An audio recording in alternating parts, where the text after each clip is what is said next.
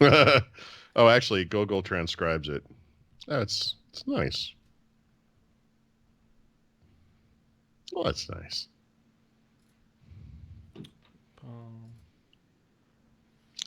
Dun dun dun dun Dun. dun. All right, let me mute. What happened? Oh, nothing.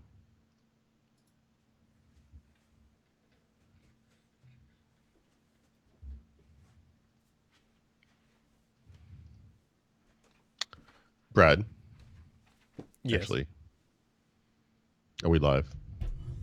Yep. Okay.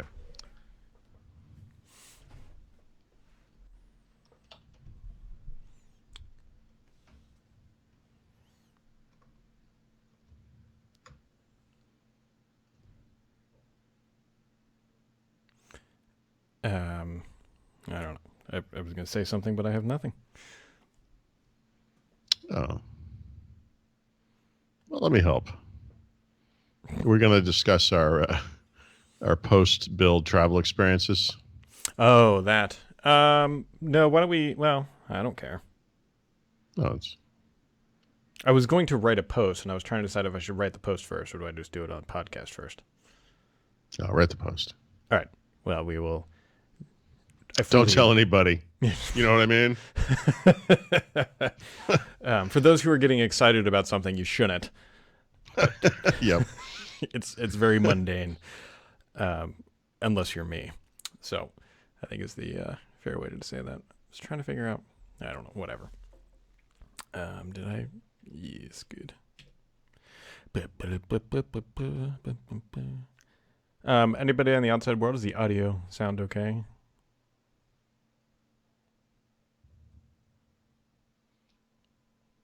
I noticed you're wearing your build purple T-shirt. Well, you just ruined my intro joke, you jackass. Is that true? Are you serious? No, That's it's funny. even more than that. Okay. All I'm right. sorry. Uh, Everyone says it sounds good. So if there's any issues, I will forward all the emails to those people. You ready? Yeah, I just need 17 minutes to remember where the show notes are. Oh yeah, look at that. Microsoft Teams for the win. Oh, the last thing I need to put for that is. There we go. All right. Time's up.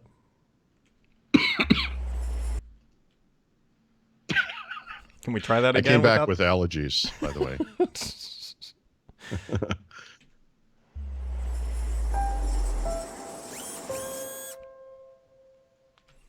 Hello, everybody, and welcome back to First Ring Daily, where we are back home for approximately 24 hours because next week we won't be at home. How's it going, Paul? It's nice to be home briefly. Yeah, it's um, it's good I that the miss my place you, family. yeah, pay a Some of them. mortgage, stay in that place. It's a novel idea. It's a Yeah. very, very, very novel idea, Paul. As you, is that mug from 1984? Yeah. So this is I don't remember what it was called, but what's missing from this is the logo that's been wiped off over the years. This is a Dunkin' Donuts iced coffee mug from the 1980s. But it used to have a thing on it that said the name of whatever the drink was that was new at the time. That was an iced coffee, really. It was like but the size, like the big gulp of Dunkin' Donuts from the 1980s. And by the way, this bottom part is separated from this at least 3 times, and I keep repairing it with super glue because this thing is a national treasure. I have many thoughts. One, I assume most of them are negative. you're not wrong. The first thought was that when I said from the 1980s, I was completely making that up. And in fact, And it is from the 1980s. oh yes, I'm not sure what the half life of plastic atoms are, but I'm sure that well, whatever you're drinking out of there is infused with plastic goodness at this point. It's I just like the taste of plastic. Plus, my memory's going. Who are you? exactly. Yeah, good. Third is the color scheme. Is that a brown top? Yeah, Yeah. yep, brown and tan, I guess. Why? Who knows? because coffee, I guess. I don't know. It's impressive that you've I kept wish it. I could remember the name of the. I think it was related to the size of the drink, which today we would describe as small. you know, but at the time, I think this was like the new. They didn't call it Big Gulp. Maybe someone from the Northeast would know the answer to this, but it was a Dunkin' Donuts new iced coffee, large sized. It used to be able to order. People actually still do this. They walk into Dunkin' Donuts and order a, whatever the name of that thing is. It's not been on the menu for 20 years. Yeah, because diabetes became a thing. Well, no, it's just iced coffee, right? You could get this without sugar. It's just coffee. It's, coffee as Americans know coffee. The other thing, since I've made fun of you enough, I think it's time to make fun of me. Right before the show started, Paul said, "Hey, you're wearing your Build Blue shirt." There were actually two incorrect things that you speculated there, Paul. One, the shirt is more purple. I think. Oh, I thought I said purple, but okay. Whatever. Two, this might be my wife's. It's tight in all the right places. Yeah, it was in my drawer. Nice. I threw it on because I did my podcast this morning. I went out, cut the grass, and then I needed to change clothes, so I came back in, and this was in my drawer, and I just threw it on, and then grabbed the laptop and walked downstairs, and I was like, "You like the fit's a little, it's a little thin in the sides. Like I don't mind." But see, you can actually wear that. See, if I could probably slap one of my wife's shirts over my arm, and have a little bit of wiggle room there, but. I mean, I would destroy clothing of hers if I ever tried to wear it. Well, see, that is the third, in fact, problem, is I suspect that I have actually destroyed it, putting it on, because it's, like you said, snug in all the right places. The problem is that my snug is a little bit bigger than yours. Is it kind of like a bare midriff kind of a thing? Like if you stood up, we see your belly button or whatever? No, I don't know. I'm very confused at whose shirt this is, because that's why I didn't think it was mine or hers, because I'm like, it's kind of the right length. Sure. I don't know, Paul. It's been a confusing week, and we're just gonna Sure. Yep. Sure. Speaking of confusing things, Paul, here, let's just move on, because I don't think I can dig myself into any deeper of a hole at this point. I could. You want to dig it a little deeper? You want to do a little digging? Got back to my room on Tuesday night, I guess. There's a note from Brad on my bed. Yeah, you did find it. I took a picture of it, and then I thought to myself, if I post this online, I'm never going to hear the end of it. So I will just reveal that to the limited audience of this podcast. I'll reveal the whole thing. Posted online. Yeah, so what typically happens is that one of us will have, in this particular scenario, which we'll talk about more next week, Paul was leaving a day later than I was, and I was leaving that evening, and so it doesn't make sense to keep a hotel room, and I'm leaving that evening, so I take my stuff and I put it in his room. Right. And as I was getting ready to leave, Paul was still at the meetup because I had to leave that early, and I was like, you know what? I was going to put my badge in the bed, but what I did was I wrote a little handwritten thing in my scribble. Yes. Wrote Brad was here, and I just nestled it into the pillows. Just nestled it. There's the awkwardness of walking with Brad to the front of the hotel to ask for an additional key to my room because, I got this going on back here. And then, there are also days where you and I are actually traveling at the same time. So this particular trip, I was leaving the next morning, so it made sense for me to have a room. But I will often, like we're doing this in Chicago, I'm leaving on Thursday, but late on Thursday. So I have a room for Thursday, and we'll probably do the same thing. Like it's nice to have a place to crash because you have to check out in the morning, and then you have this whole day where you're kind of homeless. So being able to leave bags somewhere and not worry about them, and if you can, I don't think I'm going to be able to, but oftentimes like go take a nap or something. It just makes for a more enjoyable trip. It really does. And this is not in the show notes. We haven't even gotten to the show notes yet. So Paul will remember this fondly because I think it was Dina Bass, who we see at everything because she covers Microsoft for Bloomberg. We were sitting around a table, and for some reason, everyone thinks that when we travel, we share a room, and we absolutely do not, because it's not happening. Because like we wear little stocking caps to bed and tell each other stories. And so, like, we're talking through some of this stuff, and then Dina's like, "Oh, I just assumed you guys were in the same room because, you never know what happens." And we're like, "No, we're not in the same room." And she's like, "Oh, that makes sense." And then Paul and I both at the same time came back and be like, "What? We couldn't be gay? Like, is that too much?" Yeah, was that a problem? Well, yeah, both of us are married and have children, but They just, Look, no one wants to be in the same room with a 50-year-old guy, white guy. Like, I snore like a machine, so nobody wants any part of that. yeah, I figured we couldn't dig. I don't want any part of that. I figured we couldn't take the show any lower, but I think we have done that. So let's just move on to build. Okay. So, obviously, a lot. That's still Paul drinking out of an old mug. A lot has gone on since build has happened. We've written about it to death. We've talked about it various places at different times. Paul, there were just a couple things I wanted to bring up because Mm-hmm. the first one here didn't get much attention, but I think it's actually really significant and plays actually into Microsoft's PWA strategy. When Starbucks was up on stage, they said that nearly half of their orders are now coming from the web, not just Yeah. mobile. I would assumed that mobile would have been like 90% of their orders, but it sounds like Well, they're getting a lot of traction. a lot of it's mobile web, Mm. actually, right? Because isn't their client a PWA? Yeah, but that's I would assume that people aren't using. Are people using PWA on their phone? I don't think they even know they're using it. Well, I get okay. I suppose if you went to the app store now, you would get the app, not the PWA. So yeah, that's a good point. But if you go to the website, you'll see you can install it to your home screen, et cetera. Yeah. It's a P, you know, it's a PWA. But to me, that I don't just know. it just seemed very. I was shocked, and I'm thinking, well, if Starbucks is up there promoting PWAs, that they're having good traction with it, we can only hope that it's going to, propagate out through the network. Unlike the NBA's demo up on stage, which is about as awkward as Satya Nadella talking about Apple stock price, which also happened. Oh, boy. Yeah, yeah. There were a lot of moments I wish we could take back from that keynote. Yeah. Yeah. Yep. Yeah. And then the only this was still awkward to me was the Cortana on stage with the Amazon stuff. That was really the only dedicated new feature that they announced. Then they just kind of drizzled Cortana and other auxiliary places, but never really talked about it, which was. So if you haven't, you should read Mary Jo's interview with Justin Silvato. I'm forgetting the name right, but the guy who now runs Cortana. Yep. And the way he describes it to her is they're treating Cortana, in my words, more like they're treating Windows 10, which is a part of something else, right? Mm. In this case, it's a part of many something else's. And the Cortana references throughout the keynote kind of reflected that.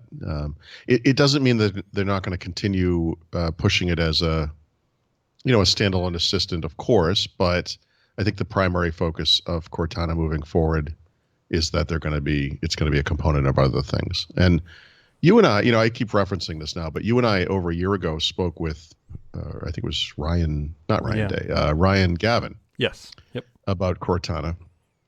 And they had some kind of vision or strategy or whatever it was. I think at this point they pretty much stepped back from that and said, look, we should move more aggressively with the smart speaker thing. We didn't do that. We kind of feel like that's over. I think it is over. They don't really have much of a presence on phones, although people use Cortana on PCs. We'll see some benefit of that integration. I guess the big change for me is that I think at one point viewed this as potentially the next wave. And what it is part of the next wave. And I still think Microsoft has a good chance with what is really the next wave, which is ambient computing, or what are the other terms for this? Intelligent cloud, intelligent edge is kind of Microsoft's thing, although they called it ubiquitous computing. They just had to put their own term in there, didn't they? Yeah, that's a good one. That's a good word. I'm not saying it's bad, but they could have just gone with the popular agenda. But then, Sure. Yep. There it is. Oh, dude, somebody posted a photo of my mug, and sure enough, as I said, it was the name of the big drink at the time, and that name was Giant. It was a giant coffee. So in other words, it was the thing that was bigger than the large, which again, I will note, today would be maybe a medium at best. But that's amazing. That's it. That thing is so bright that when your camera autofocuses on it, everything else goes dim in the background. That's funny. Does that really? I didn't even look at it. I like how it does the. Yeah, look at that. It's probably radioactive. It adds flavor to the. John Ellsworth, by the way, is the guy. Thank you, John, for finding that. That's beautiful. I mean, this is real-time research, folks. Yeah, that's good stuff. Yep. Other things going on this week was Google I/O, which obviously we have written about extensively here, but Hmm. just I actually watched it again last night because I needed to fall asleep, and Yep. should have put on Microsoft on day one. Actually, now that I think about it, but the impressions that I get is that Google's AI is eating the world, Yeah. and that's about it. I mean, there's a lot. That's not everything they talk about, obviously, but it's Yeah. their So, AI is on another level. 2 points to what you just said. One is if you had actually put on the Microsoft keynote, it would have been on when you woke up as well, and that's no good. Um, to be fair, a lot of people have asked me to compare these two keynotes, like which one's better, better, whatever better means. They're different kinds of events. There were similarities, right? They both talked a lot about AI and fixing the world and being the trusted partner, which is kind of ironic given the backgrounds of these two companies. I would say today Microsoft is absolutely the more trustworthy of the two. But as I think what you were alluding to with your AI is eating the world thing, Google has such an entry into our lives now through mobile and the web, the primary platforms we all use. Mm-hmm. They're just uniquely situated to take advantage of that. That's the issue with Cortana, that Microsoft can't do that. Um, to be fair, because I've complained a lot about the Microsoft keynotes, because I cover Microsoft primarily. I always have, and it's still my focus. Although, by virtue of the fact that the world is changing, you kind of have to start paying attention to other things too. Google's keynote had its down moments as well, for sure, and it's just that they were able to do it in an hour and 45 minutes, whereas Microsoft required over 5 hours over 2 days, 3 hours and 40 minutes on the first day Right. to kind of communicate stuff. And Microsoft's keynote had more stuff for developers. And it's a developer show. That sounds like it should be obvious, but Google, like Apple, treats their keynote like a marketing event, and so they come out, they talk numbers, less numbers than in past years, but milestone user base, and then new features to consumer products. And so it's just the shiny new thing is always more exciting than the bland cloud blah blah blah whatever Mm-hmm. 1100th Azure service. It's just the direction these companies are going. Yeah, the one thing I think that's worth pointing out, I'll see if you agree with this statement. Google is very good at showing what the end product is. Microsoft's very good at showing you how you build the product. Yeah.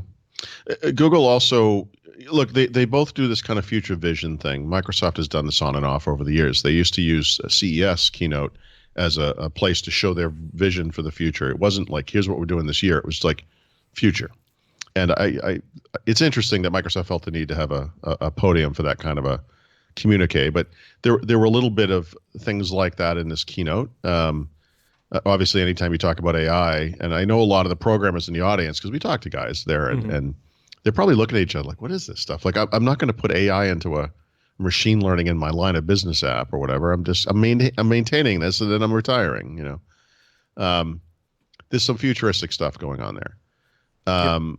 But then Google pulls out this thing where their assistant calls a restaurant or Mm-hmm. whatever it was, and has a conversation where they and they add little human bits to it, and it's that perfect Googleness, like of unbelievable futuristic science fiction-y awesomeness, engineering, and creepiness. Yep. Where it just kind of, as far as I'm concerned, and I think a lot of people would agree with this if they saw both, that was what won the day, right? Mm-hmm. It was incredible. This thing is not coming in June or July or anytime soon, probably. They were very honest about that, a message Microsoft finally got.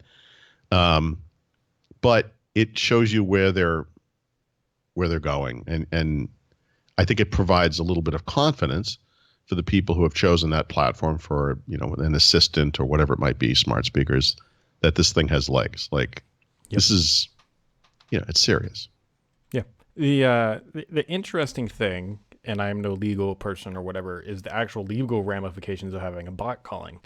Because somebody said, imagine if somebody created a bot network of all this Google stuff, just spamming out calls. It's like, and then does the bot have to identify itself as a bot when it calls somebody? The Yep. thing that I would love to know is that clearly Google showed off the time it went well, and that was maybe the 17th time that a bot called someplace. I would love to see like maybe the first or second try of when a bot was calling and it just ends Yep. in disaster. Yeah, I mean, they showed a second example where they couldn't make a reservation, but the bot handled it. So it did. I guess technically that went well as well. But yeah, of course, we've all given our assistants, or I've gotten 3 phone calls during this podcast, by the way. All So bots. um, we've all had that experience where you do something kind of simple and it doesn't work. And this thing that they're showing is very complicated, right? Mhm. I feel like there are these steps you take. You know, you say the name of the assistant, pause, and then you give a command and it gives you an answer. That's step one. And then you can have these conversations. And Cortana has done this for a long time. Google showed off kind of a next generation version of it. The idea being that you only have to say the code word one time, Mhm. and now you're in, now you're having that conversation. So everything you do after that until the logical break is you guys having a conversation. The thing they just showed is like step 27. Yeah. So I suspect there's going to be steps in between. And I also I think I didn't read the article, but I thought I saw a mention of what you were describing, the legal ramification. And I believe Google said that they would make it so that this thing has to announce itself. Mhm. I am a digital assistant calling on behalf of, Yep. Username. Yeah. And that will be because it's the exact opposite of the things when you call like Delta or whatever, and then you get that automated prompt. It's like just say your command that we Oh, all hate. But it's yeah. don't you love just turning the tables? Mm-hmm. You know, um, yeah. I had a really crappy interaction with the JetBlue. Actually, you'll appreciate this because it was for that Hawaiian Air flight that we took out to Oh yeah. Hawaii in December. Hawaiian Air is a partner with JetBlue. That was many miles.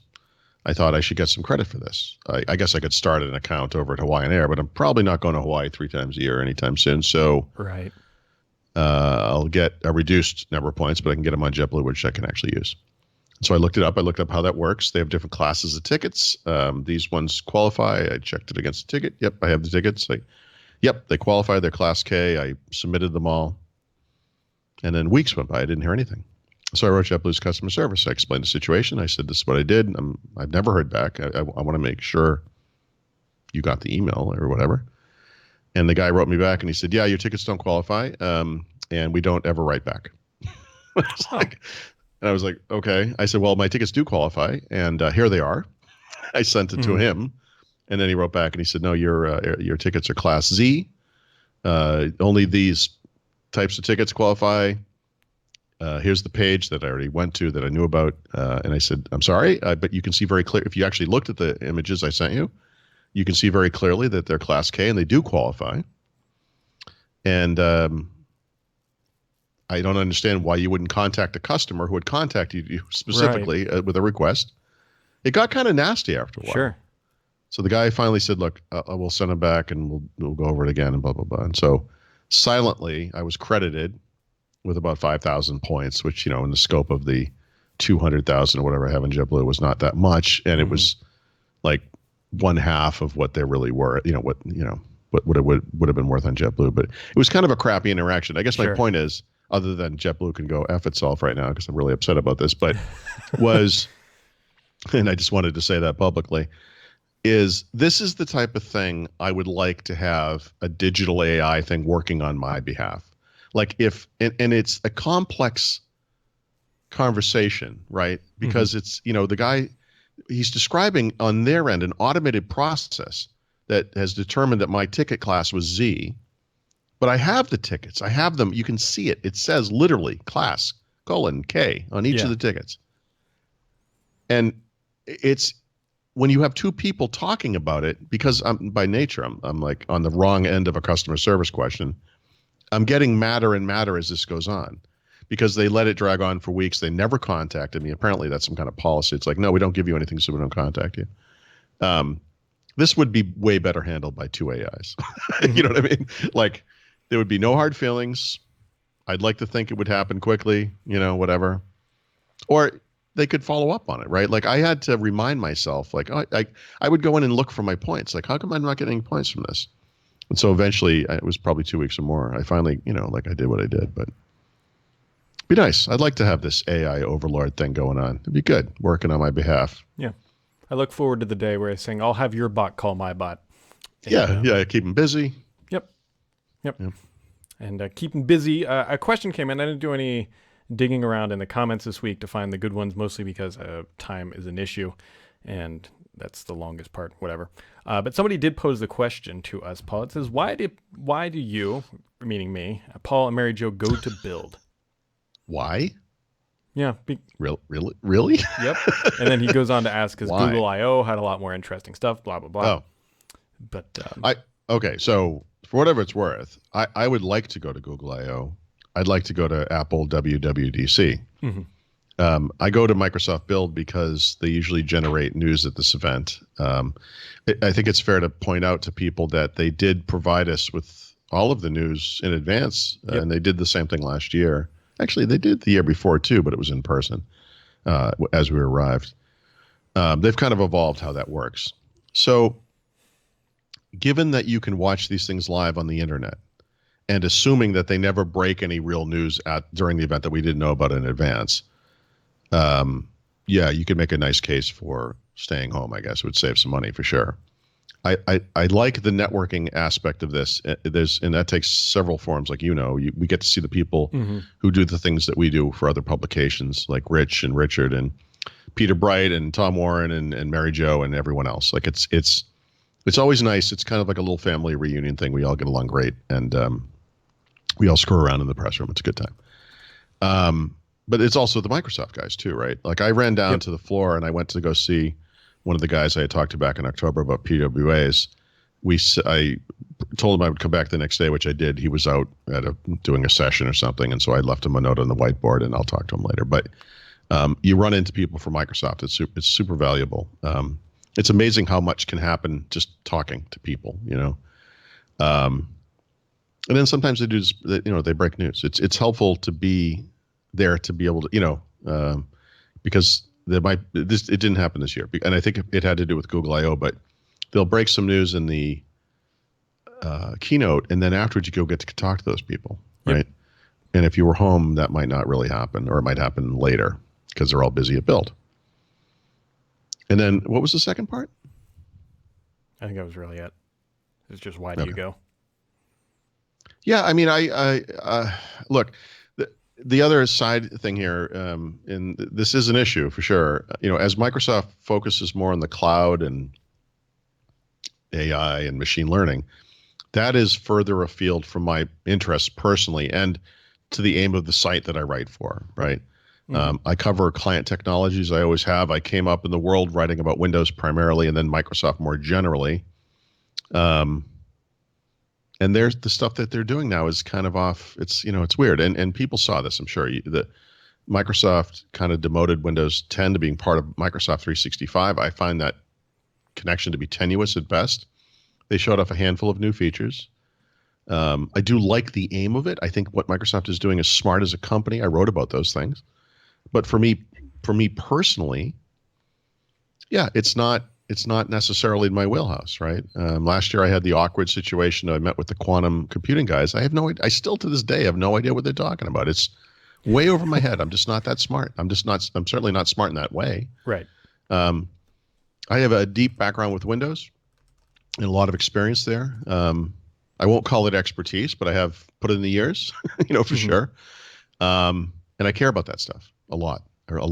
And yeah, whatever complaining I may do is coming from a place of that a sense of history and respect for the product and for the people who use it. And it's hard to watch that stuff get trampled on and left behind. Does that make sense? Do you need maybe a cuddle pony? I do. I liked the pony. Yeah.